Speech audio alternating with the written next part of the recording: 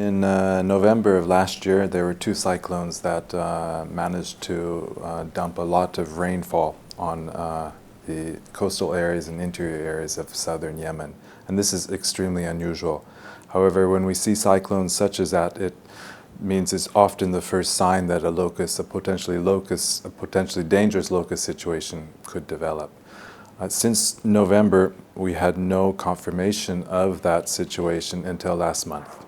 Last month, the national locust teams found breeding populations on the southern coast, and those populations were forming hopper bands and a couple of small adult swarms. Since that cyclone in November, there hasn't been any rain until last month. Unfortunately, there's been very, very good rains in Yemen in March and again this past week. Mainly in the interior of the country and extending into the interior of Saudi Arabia. In addition to that, there are very strong southerly winds that are coming from the Gulf of Aden that are moving towards the interior of the Arabian Peninsula. So here we have the ingredients of everything set up for a locust movement and then subsequent breeding in the interior of Yemen, perhaps in the interior of Saudi Arabia this coming month or next month. In Yemen, there's been quite a persistent problem with security in the country, throughout the country, but especially in these areas where the locusts are in now on the coast, as well as potentially in the interior. This insecurity is hampering the ability of the national locust teams to survey the area, to monitor the situation, to understand what locust populations might be present. In addition, it's hampering any type of control efforts.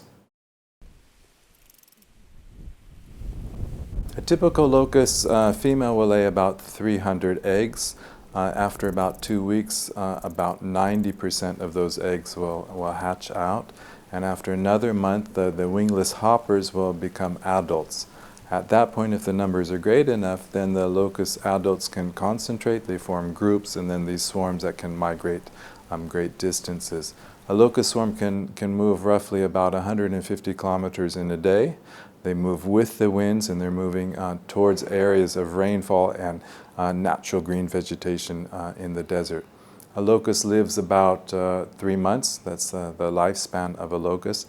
But with each generation, the locusts increase about 20-fold. So that means after 3 months, you have 20 times the locust that you started with. After 6 months, you have nearly 500 times the locust that you started with.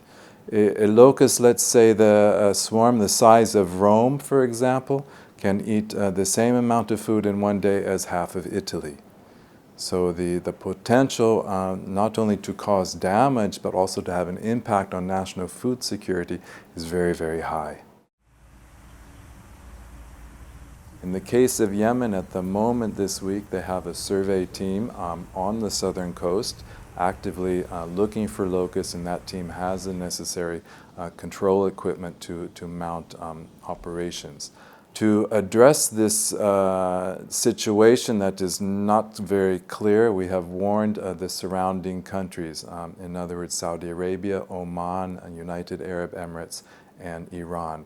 All countries are on standby. They have deployed some teams already to the field. They have control measures that are in place just in case that they might receive some swarms from the interior, from the coastal areas of Yemen.